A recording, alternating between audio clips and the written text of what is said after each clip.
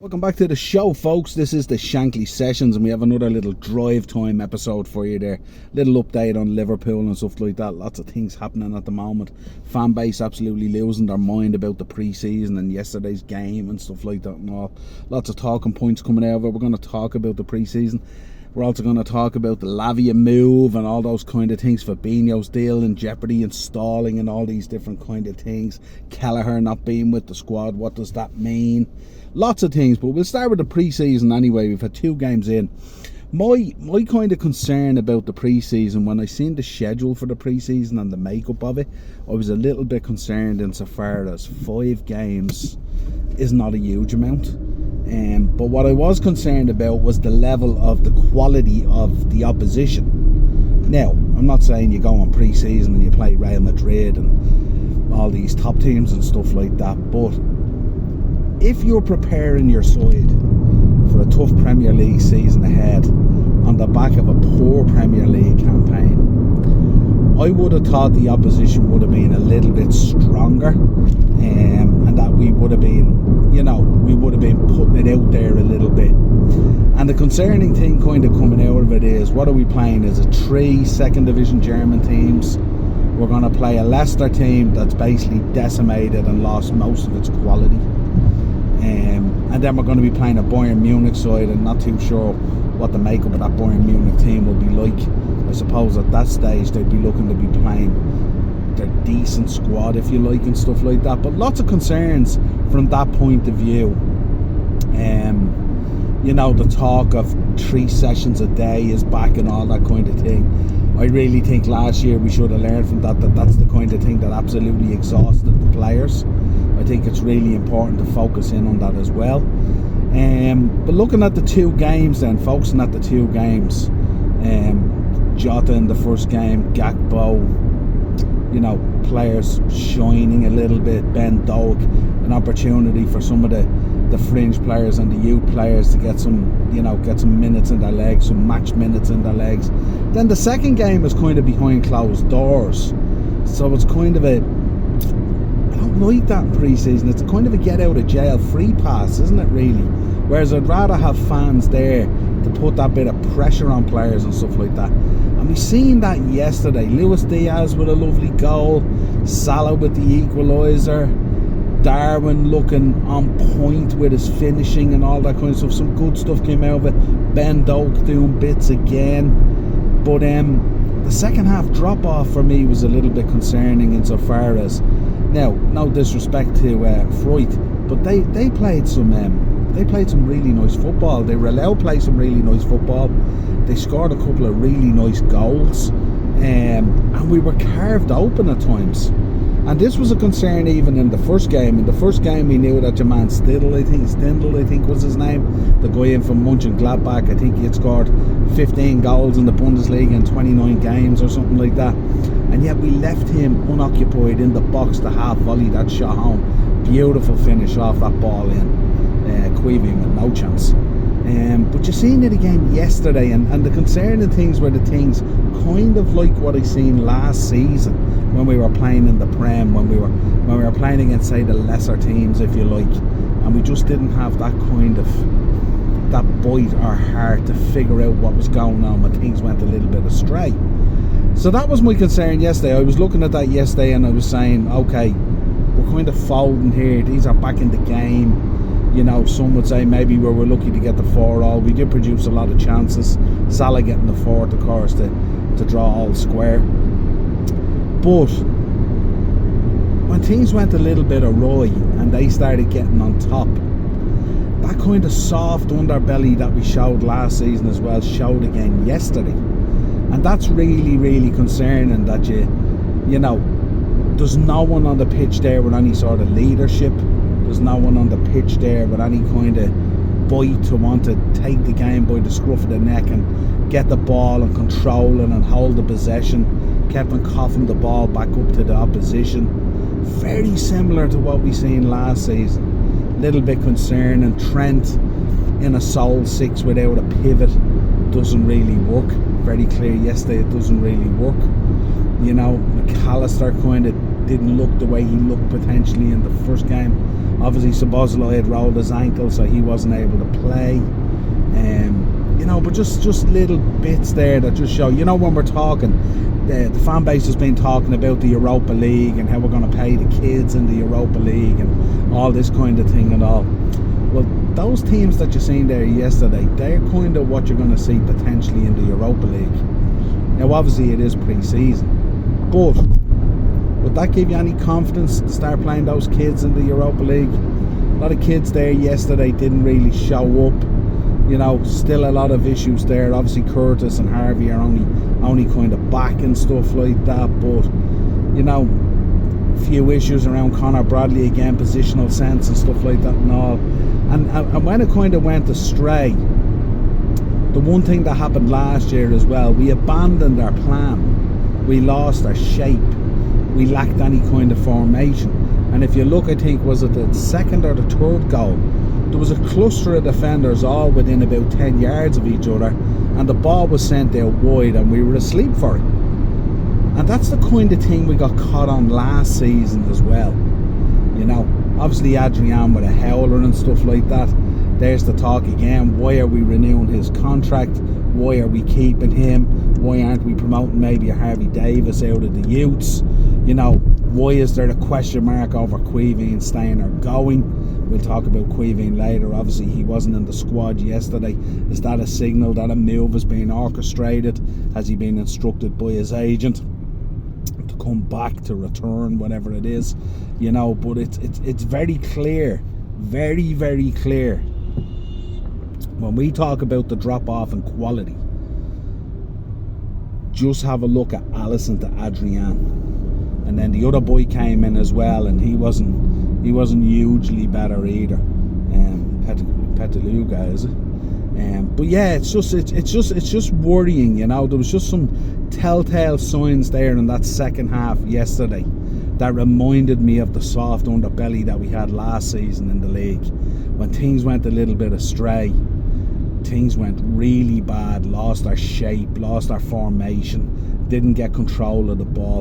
And again, I have to keep on stressing, this is, you know, Bundesliga second division or whatever it is, you know what I mean? This isn't even the quality of what we're potentially going to meet in the Europa League, you know. So it's just, and you know, I'm not saying I'm expecting us to go out and slap teams up 10-0 and all this kind of thing. And there's talk that those boys have been back in pre-season much earlier, that, you know, they'd already played maybe 5, 6, 7 pre-season games or whatever it is and stuff like that. And I get that, that's all well and good as well. But there just was definitely concerns there yesterday,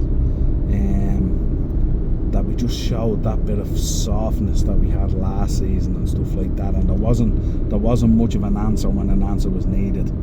Kind of a lack of leadership and stuff like that. The kind of things that let us down last season. When you want someone to step up, you know, Matip, Gomez, you know, these guys are clearly passengers now, you know what I mean? And that's the concern, that they're still hanging around.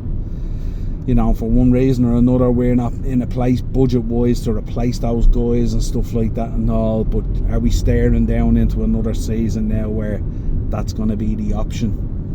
You know, if Kanate picks up a knock, if Virgil picks up a knock or whatever it is, that's going to be the option. And that's probably what's going to come back and bite us. So yeah, just a little bit concerning. 2 games in. Looking forward now. I think they're off to Singapore now. Going to play Leicester.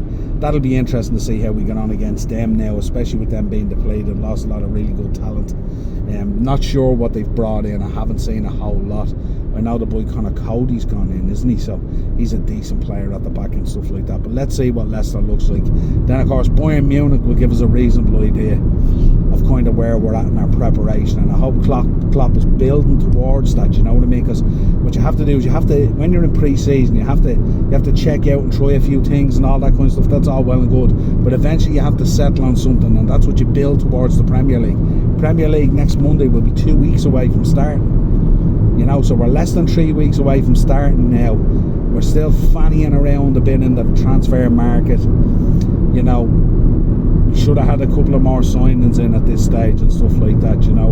Like, why we're only looking into, why we're only lodging our bid today for Lavia, we do not know. We've been linked with the boy for God knows how long at this stage.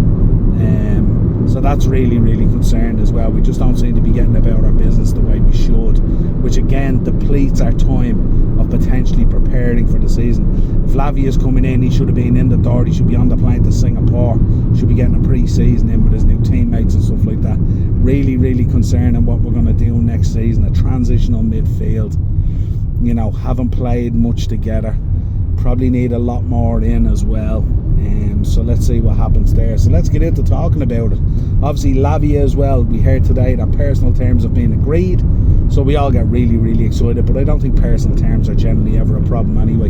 You're going to pay the boy what he expects and stuff like that. Where the real problem is, we lodged a bid today somewhere in the region of £37 million. That bid was rejected by Southampton. Gonna have to go back in with another bid. So let's see what happens there. My guess is it's going to come in somewhere around, the next bid will probably be 40, 42, depending on what Southampton have told us. We know that they potentially want 50.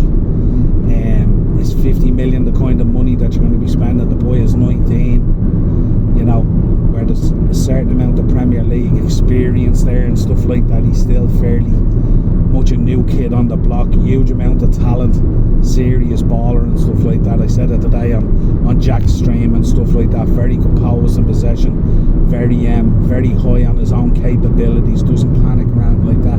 Exactly what you need in that role. But will we land him, and will we go that extra bit to make sure we get him? It looks like we're deep into the deal. We don't normally pull out unless it gets stupid.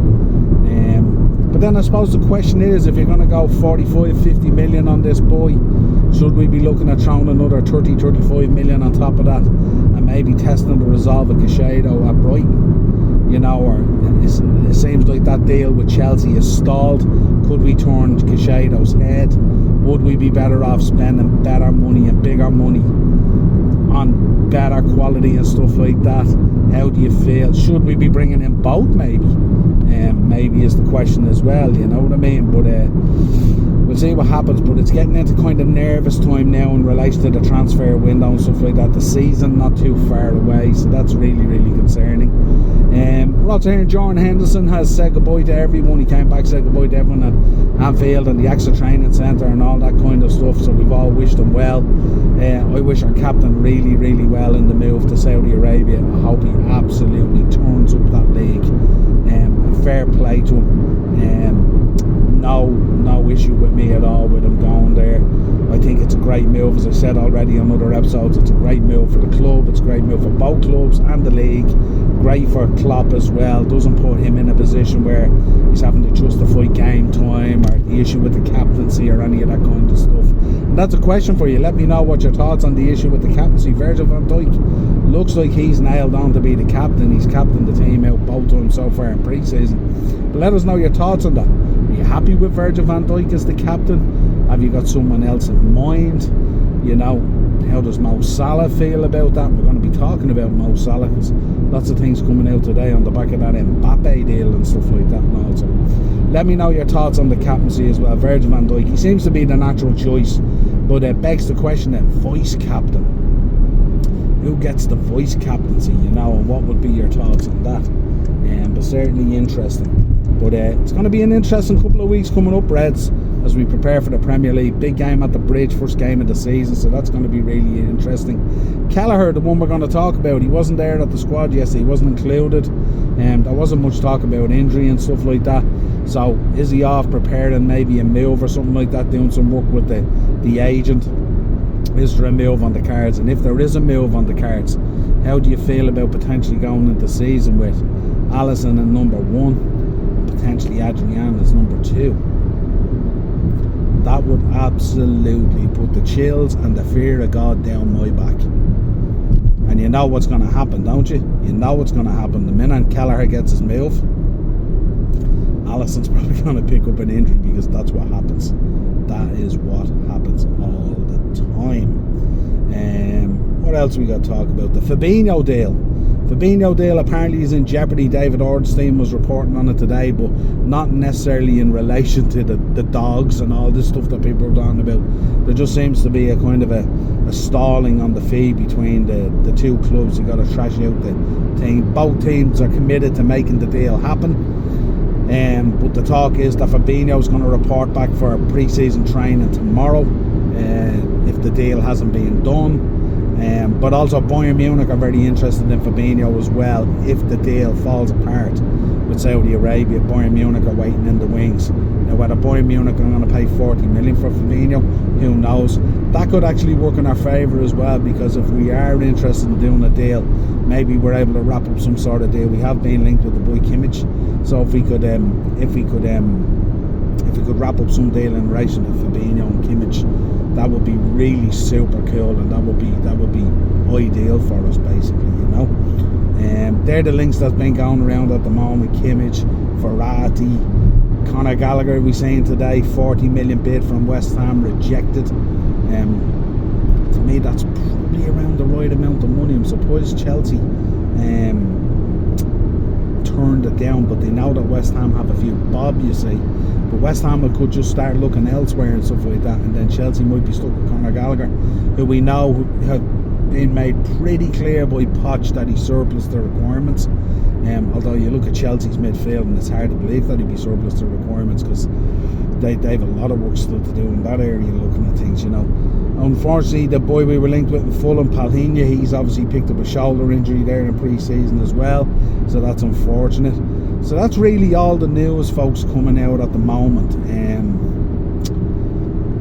Kind of a strange pre-season. It wouldn't fill you full of confidence and stuff like that, but certainly nice to see some of the players out there. The likes of Ben Doak putting down a marker and stuff like that. But it remains to be seen. I'm really interested to see how the two games go in Singapore now.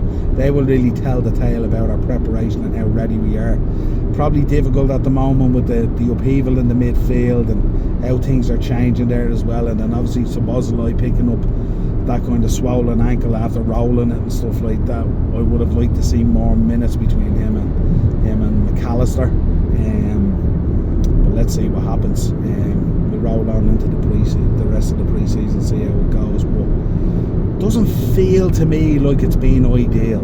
So let me know your thoughts in the comments. How have you felt about pre-season so far? I'm not too sure. I'm not too sure we got the planning and the structure of it spot on.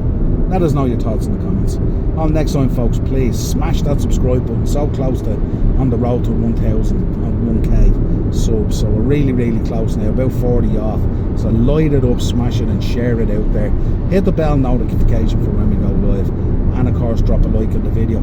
I will be back live tonight at 7:30. We'll be doing a Dark Side of the Ring review. Abdullah the Butcher, another tough episode. You won't want to miss that if you're a pro wrestling fan. And on top of that as well, Thursday we're going to be doing a SummerSlam preview with Dazzler. And then on Friday I'm on Henry's channel. I don't have a time yet. It's normally around 7. And we're going to be talking about Liverpool's pre-season and how we feel it's going, stuff like that. So sure to be interesting stuff coming out of that. So until next time, folks, cheers for tuning in. Always appreciate it. And we'll talk to you again real soon.